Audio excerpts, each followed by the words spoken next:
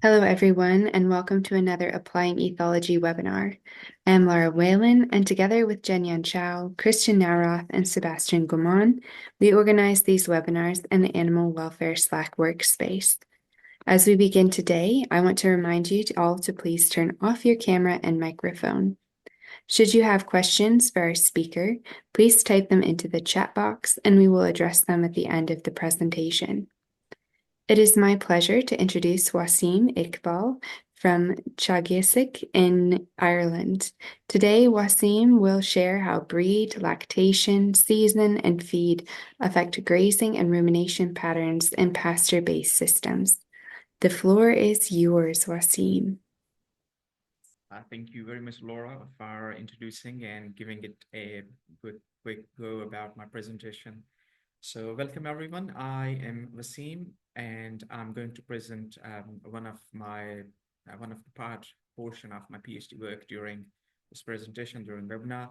So the focus of this presentation or this work was on variations in grazing and rumination behaviors in grazing dairy cows and the potential factors which could affect these behaviors in those grazing dairy cows. So we will be talking about background and a sensor-based automated behavior monitoring device. We will talk about the objectives of the study, experimental design, and results and outcomes. Now, so the most important challenge in grazing-based system is mirroring individual animals' behavior. So usually it is not practiced just because of lack of advice. The herd size is very big, which is around 450 to 500 animals. So monitoring the behavior of individual animal in a grazing-based system and large herd size is almost impossible. So what the normal practice is, the parameters or the variables are usually considered as herd average, and they are looked after as herd average, which definitely is not is not the actual amount or actual data that should be based on individual animal. And the herd average usually does not count those animals who are outliers and do not represent the original herd. And the most important thing about individual animal is versus herd average data is that individual animal data gives farmer or the manager to make good decisions considering individual animal, every animal in the herd. So precision livestock farming tools or the digital livestock farming tools are usually used these days, which are uh, considered as individual monitoring devices, and they help us to monitor individual animal either in intensive livestock-based system or either in outdoor grazing-based system, which are quite helpful in monitoring the individual animal and help the farmers to make decisions based on individual animal data.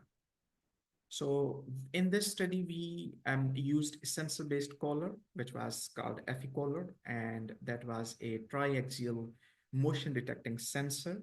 And the sensor was monitoring, identifying, and categorizing grazing and rumination data based on animals' neck movements. And the generic algorithms, they were classifying the grazing and rumination behaviors and representing or giving the outcome of those behavior variables in terms of time spent on each behavior. And the data was being sent to the base station through Wi-Fi while the animals were in the range of around 500 meters. And then the data was downloaded in the form of Excel sheet from base station, and the base station also had ability to store the data for a few months. Now, the experimental design, we selected 54 animals, and those 54 animals consisted of 18 cows from different breeds, which were Holstein Friesian, Jersey, and Kiwi Cross is actually the combination of Holstein Friesian and Jersey animals. Is a crossbreed. So those 18 animals, 6 animals from first lactation, and 6 were from second lactation, and 6 animals were from third lactation.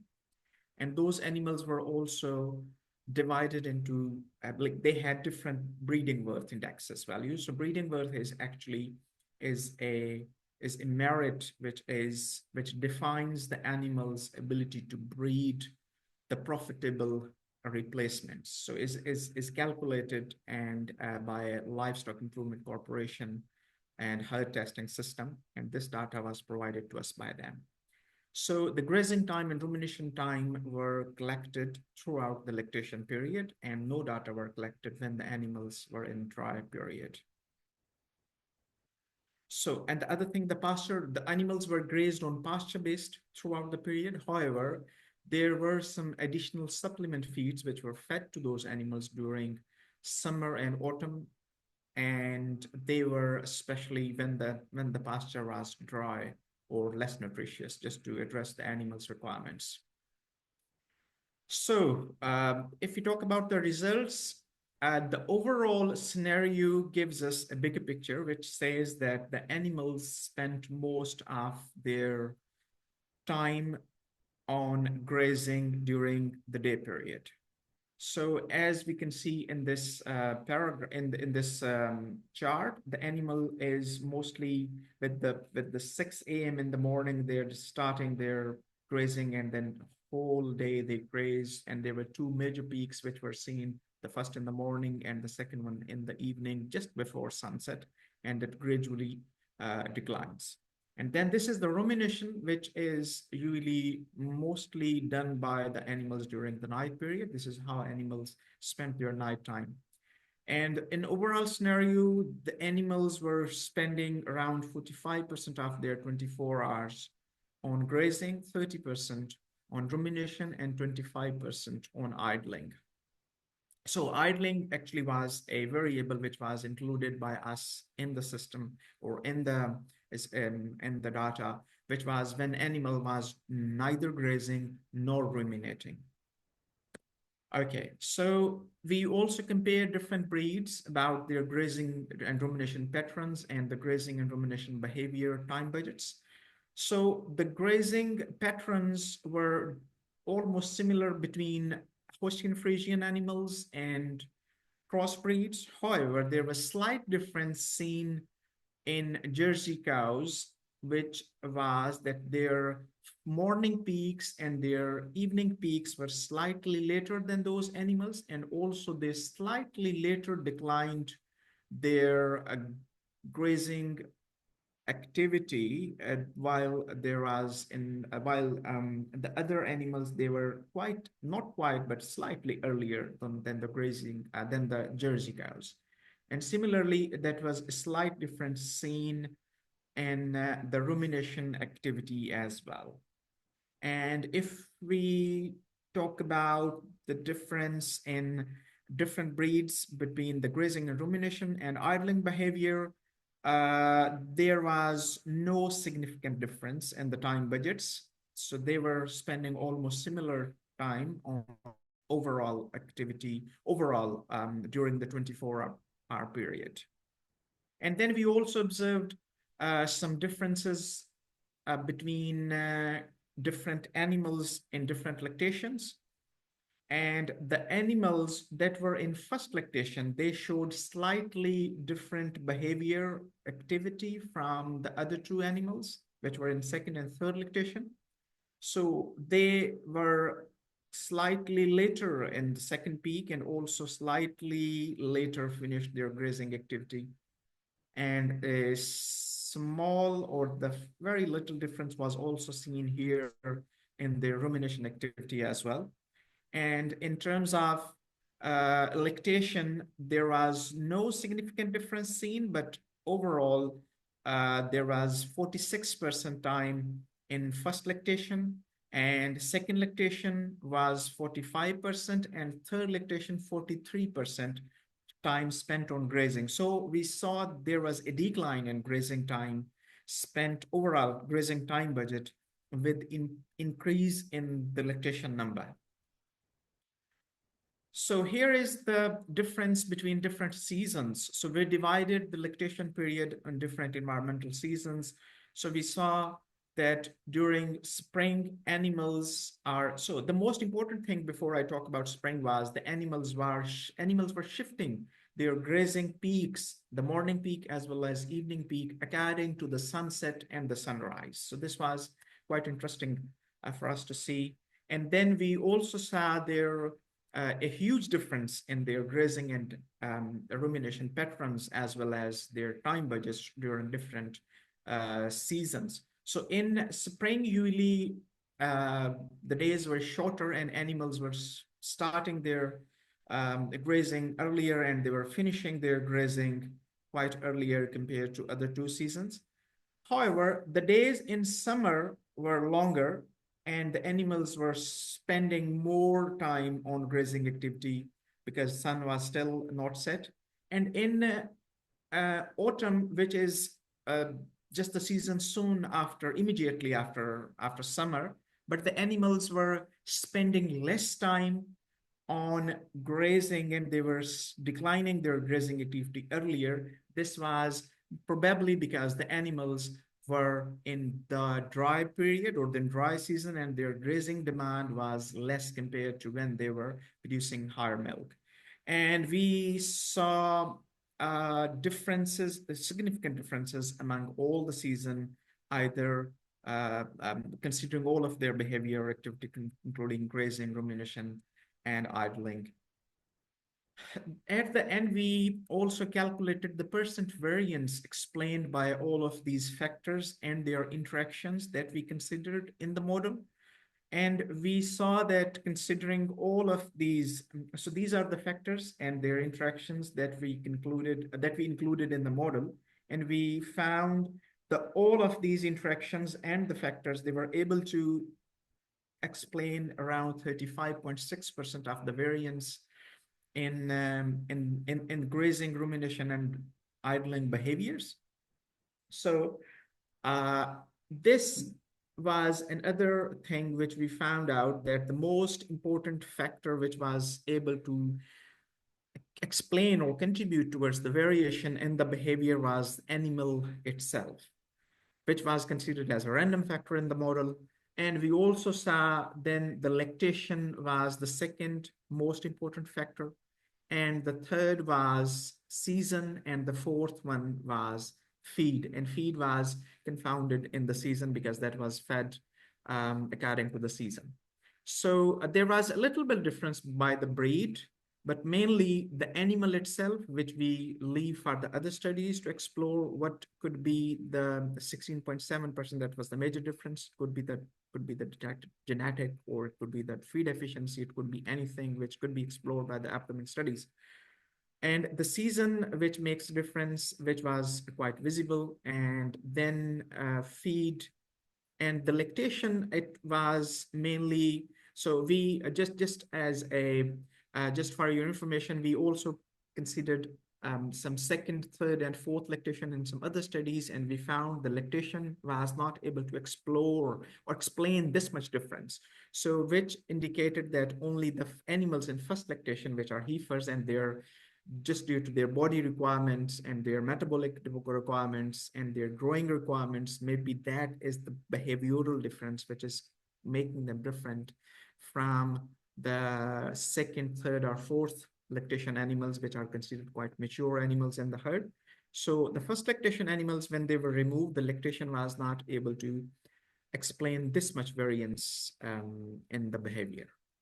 So this is what we did in our study, and this is what we observed. These were the findings, and the ultimate outcomes were how this individual animal approach can help to see the variation based on the individual animal, and then how it can help to make better decisions for the grazing management and for the overall feed management throughout the lactation period, especially in grazing-based system.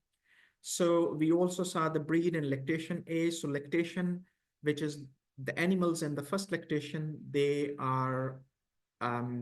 should be observed compared to the animals in second, third, or fourth lactation.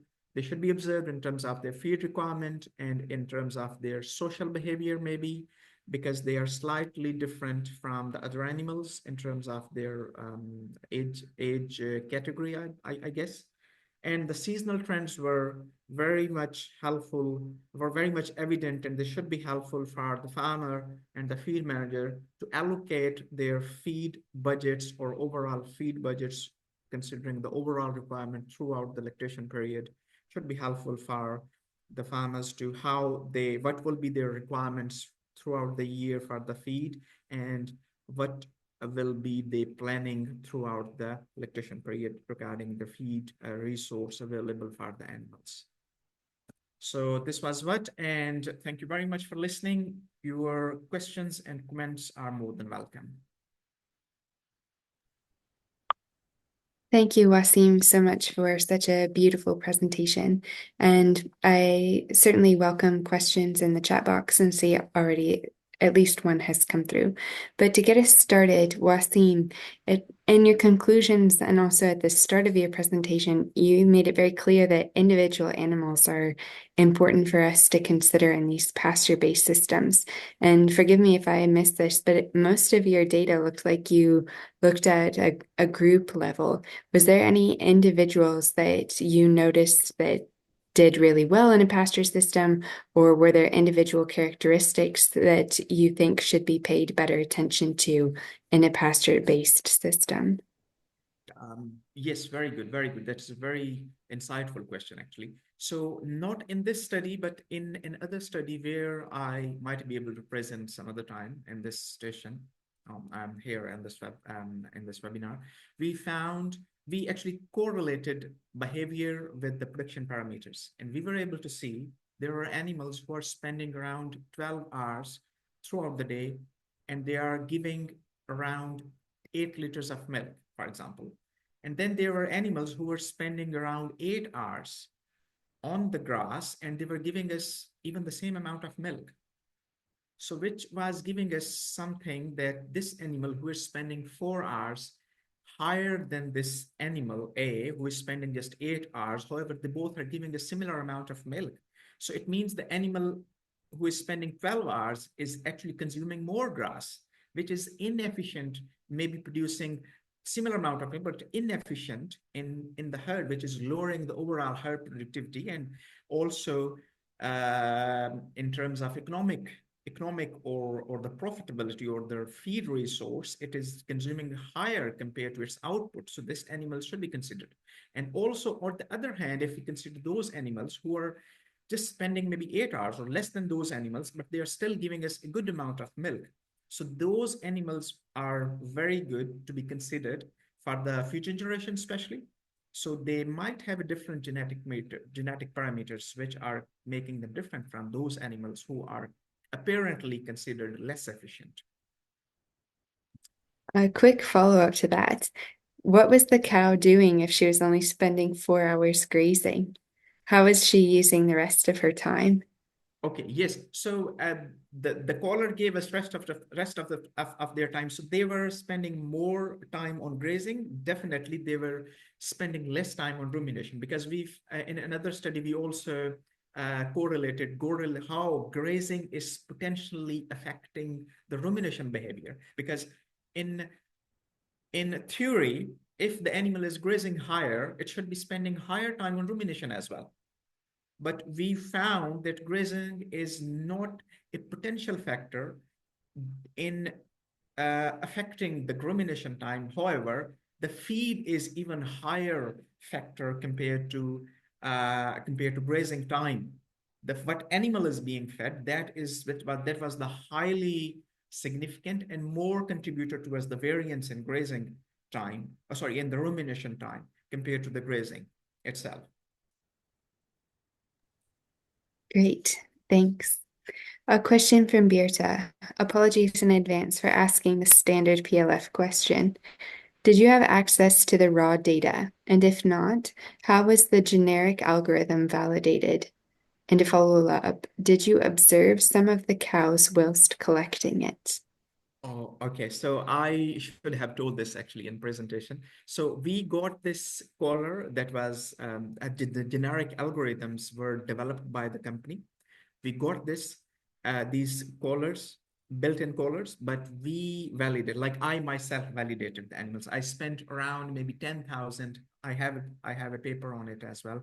I spent around 10,000 hours in the field with the cows to validate the collar, and it was uh, very comprehensive because we considered different seasons, different animals, and different lactations while we were validating the device, so that we can get the data tailored according to the each individual animal's characteristics. So there is a very good study available on it should be available. It was published by Animals back in 2020, where I validated the collar and grazing based system. And sorry, just that was half of the answer. Yes, I had access to the raw data, but raw data of the behavior, and I monitored it, the outlier. I cleaned the data, I monitored the outliers, and when there were some issues when the data was there, but there were some issues when the data was not there. However, animals were grazing and animals were there. So we looked into it, and we were able to clear the data. Great. Katerina says, thank you for presenting your research. Interesting. Just out of interest, were animals housed indoors in the winter? I spotted you did not present any data collected during this season, although winter in Ireland is quite mild. Thank you. Sorry, they were talking about actual measures. The winter? Uh, how were the Yes. animals housed in the winter? So the animals still stay in the paddock, but during winter time, the animals are usually dry. After autumn, so it starts with spring calved animals. So spring, which starts from September. So animals calve in August, or some even calve during July. And then the lactation period goes until March or maximum April, which is end of autumn. And then from May, June, winter starts, and that period is actually the dry period. So we did not observe behavior in the dry period. We just observed the behavior over the lactation period. So that's why winter data is not there. But the animals were there. They were still on the paddock. Their collars were taken off, but the animals were still on. They're like in New Zealand, the animals are still kept on the paddock during dry period, or like they stay there 24 hours, 365 days. Uh, I invite people to put in questions in the chat. If not, this will be the last question. So the algorithms, the collars, they all collect these standard behaviors, grazing, rumination, lying, standing, that kind of thing. Since you watched these animals or were working with 10,000 hours where you were standing out in all weather conditions in New Zealand, did you see any behaviors that you think that a sensor should collect that would be important for cows on pasture? Yes, very important question. Actually, I have reported this in my paper as well. So the while I was validating the behavior monitoring device, we observed that sometimes the caller is overestimating the grazing time and less estimating the rumination time, especially during summer period. So what was actually happening? So during summer, the pasture was getting dry easily because the sun was sphere, and the animals were wandering around and strolling around to find good pasture which is nutritious for them. So they were not grazing all the pastures, so they were just selecting. They were getting choosy in terms of in terms of pasture patches. And what a collar was doing while the animal is walking, but the animal is not actually grazing, it's selecting pasture to graze. So the collar was still considering that time as a grazing time. And the caller was doing that only during summer period. So we have reported that in paper, and we reported that to the company as well. And they have now, there is a new version available for that caller, which they where I believe they have corrected this, and where the animal should be able to make the difference between actually grazing and selecting pasture and walking, because animals, they graze, they select pasture while walking in the paddock. So that was also being considered as the grazing time, while actually animal was not. And this was reported by us in the paper and as well as to the company. So it should be corrected now.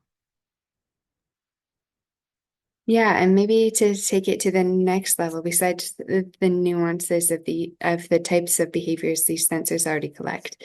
Let's take, for example, the slide you have showing now of the cows grooming each other. Were there any other like extra behaviors that you think that cows on pasture might be able to perform, or whether that be good or whether we perceive them to be good or bad behaviors? I believe, especially during the weather conditions, in terms of areas, different areas have different weather conditions. So I believe the area, during, especially during summer, and the summertime is very tricky, that allows animals to express different kinds of behavior. So I would suggest, for upcoming studies, I would definitely go ahead with the resting time and the social behavior in terms of heifers. So when there are first lactation animals, second and third lactation animals, if I perform another study, I would definitely consider social behavior. And because I observed that is dominant, the second and third lactation animals, or the mature animals, they are dominant in the paddock compared to the less mature animals or the young animals. And resting behavior, and also the activity, like the pedometer, or the number of steps animal is taking every day, because that is particular in terms of pasture. If animal is eating less during summer and it's just moving around, how much calories the animal is spending on just moving. So that might be able to help to how to maintain, or if the animal is able to maintain, it's because the animal is pregnant during that time, if talking about the New Zealand conditions. So it should be very important if the animal is able to take its pregnancy requirements, and able to eat, address its pregnancy requirements, taking enough pasture on the grass during that time. That would be my suggestion. Yeah. Great. Thank you, Wasim, for sharing your research and sharing your ideas for future directions. And thank you, audience members, for sharing your questions. Wonderful start to 2025. And yes, thank you once again, Wasim. Thank you. I guess Emma has a question.